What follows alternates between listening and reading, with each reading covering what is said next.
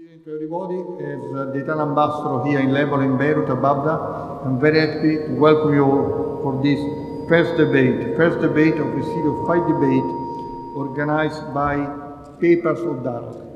Papers of Dialogue is a quarterly magazine which has been created by Agenzia Giornalistica Italia, one of the leading agencies in Italy.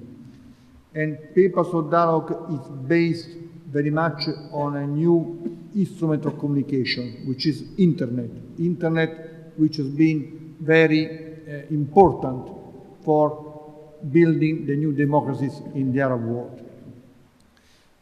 But Papers Dialogue wants to give a voice to the civil society in the changing Arab world, to the new actors, intellectuals, business people, religious people, mostly because the West made a mistake in the past to talk only to governments. Not any time to talk only to governments, we have to talk also to the people and to give voice to the people. The first debate, the title of the first debate is The Changing Face of the Middle East. What future awaits Christians in this part of the world? Why Christians? Christians because they've been here in the East for 2,000 years, since Jesus Christ was born, and because Christians has been always an element of conciliation among different confessions. And Christians have been and are an element of pluralism and diversities in the Middle East, which means the diversity and the pluralism which are the base of democracy and the base of democracy in which we all believe. Now I would like to give the floor to Marco Carnelos, my colleague from Rome, newly appointed, responsible for the Middle East peace process, who knows very well Lebanon, the problems of Lebanon, and will introduce our speakers, our tonight's speakers. Marco. Thank you, Ambassador. Thank you very much for hosting us tonight, for having believed to this initiative and for hosting the next cycle of seminars that will take place here. I'm very grateful to our panelists tonight that decided to discuss the items that was just presented by Ambassador. First of all, Father Marwan Tabeh, that is the former Secretary General of Catholic Schools, and also the coordinator of the Patriarchal Office for Immigration. I'm very grateful also to Muhammad Samak, political advisor to the Grand Mufti of Lebanon and Secretary General of the Lebanese Committee for Islamic Christian Dialogue. I'm grateful also to Madame Raya Dayouk, that is President of the Association for the Protection of Natural Sites. And we are going to have this debate that is going to be a debate that is going to be broadcasted on internet. And the reason that, as the ambassador quite extraordinarily explained, is the current situation in the region and the concern that many have for the future of the Christians in the region. We know very well that in the last decade, the Middle East has been experiencing a geopolitical transformation, which started with the war in Iraq in 2003 and is continuing today with the so-called Arab Spring. The old balance of power in the region where we were accustomed to an old balance of power that is changing, and new political, economical, and social realities are emerging. Of course, it's difficult to predict the outcome of these events, but it's becoming more and more evident that the position of Christian minorities in the region is more and more in danger. Among the main victims of Iraq war, there have been the Christians, minorities who were compelled to leave the countries in significant numbers. We know that the situation of the Copts in Egypt is not rosy, and the bloody civil war in Syria is creating new concern for the Christians in that country, which risk a dangerous spillover also here in Lebanon. Another source of concern, in more general terms, is represented by the sectarian tensions triggered in many countries by the Arab Spring, which could again affect the Christian, but also other religions and ethnic minorities. For example, we are experiencing also sectarian tension between Muslim, Sunnis, and Shiites.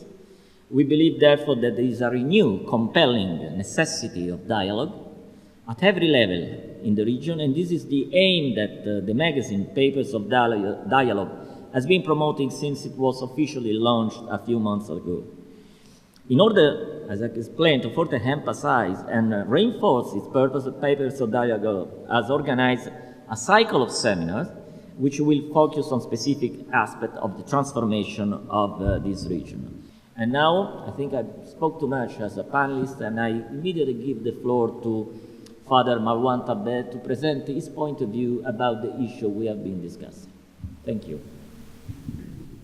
I would like to pass to go fast and not to take too much time, to speak about what we call in Arabic al-muqarabat. Approaches, some approaches. And I would like to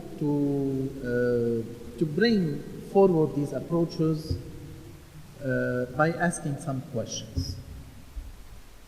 First of all, the removal of the Christians from the Middle East is indeed a sin against humanity.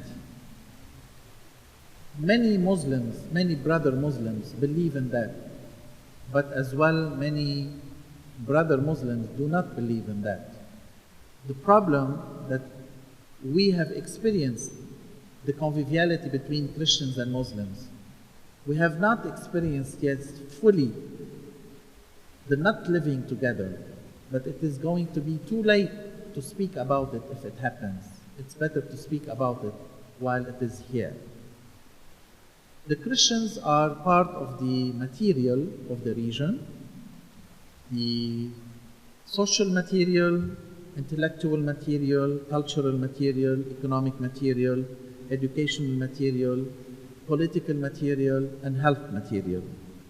The Christians were indeed the base of the Renaissance of the Arabic language.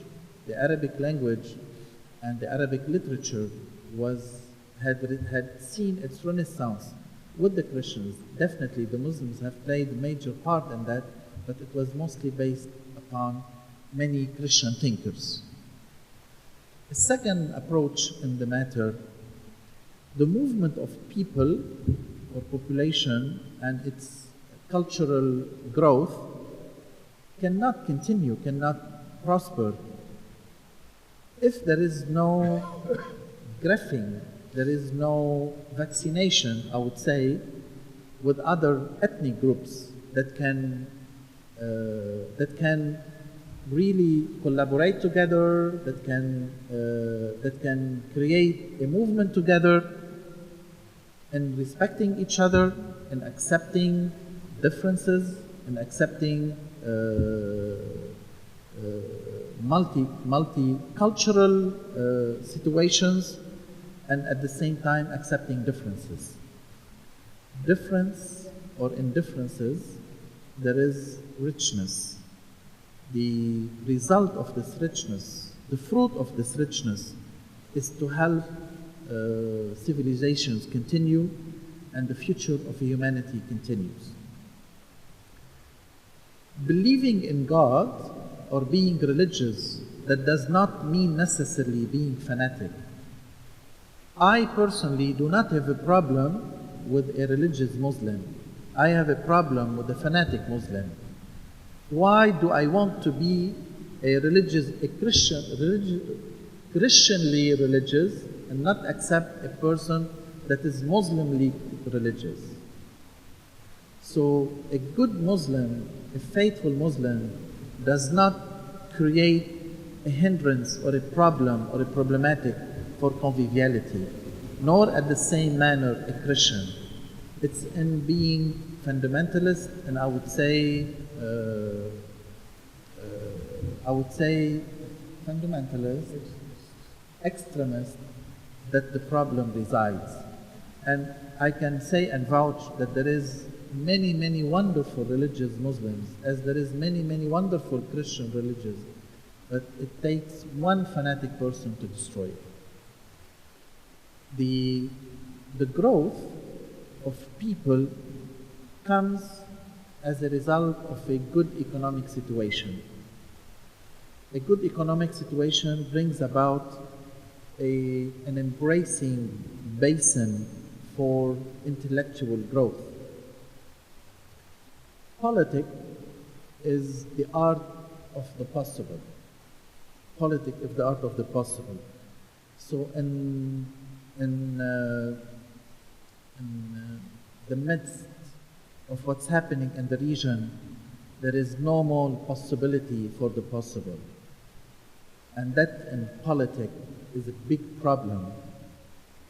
That is mean there is no more rules for politics. And when politics becomes without rules, something else has to take place. It means a complete openness for war. Politics in the region has lost its rules, its basis, and that's a big problem. In differences, not to take too much time, I have some questions to ask. And here, this approach is not toward people like Raya Daoud or like Muhammad Samman. I would have loved to have a fourth person or another panelist that is a fundamentalist, and fundamentalist not accepting the reality of the conviviality, to address these questions to these people. I don't want Muhammad Sammak nor Raya Daoud to answer these questions. I want these people to answer. Why some Muslims, because Muhammad Sammak and Raya Daoud can answer this, why some Muslims, not all of them, and Islamic groups, some Islamic groups, are afraid of adopting beautiful experiences that their brother Muslims have had with many good Christians, and accepting their presence and their contribution on every single level. They've knitted with them beautiful standpoint of view on many issues and on many subjects.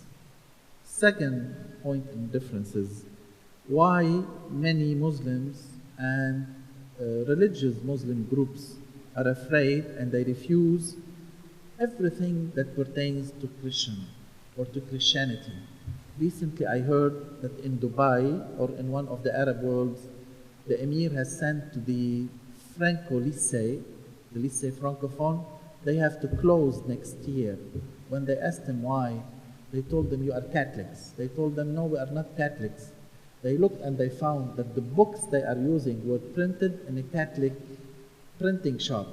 They told them, you close. Lycée Dubai Sakkara. Because the books are printed in a Catholic printing. No, I'm telling you, you can just look into it. Safir can have the I think it's a commercial issue. Probably. For the Christians, their God is a God that loves. For the Muslims, God is a God that He has justice. And there is no love without justice and no justice without love. The last point, I cannot go too far. Why some Muslims and many Islamic groups refuse and they are afraid from the contribution of the Christian mind, from their results, their positive results on the path of humanity. They refuse it from one side, yet they use everything that is produced by the Christians. They want to use the car that is produced somewhere, and the mind and the book and this, and on the other level they refuse it. It's a big problem. They want to use the fridge and the plane and this and that, and on the other side they refuse them. They haven't gotten yet to a stable stage. What do the Christians want? To close up. The Eastern Christians want that their compatriot Muslims will deal with them as the Christians deal with the Muslims in their countries. This equation is not always justified.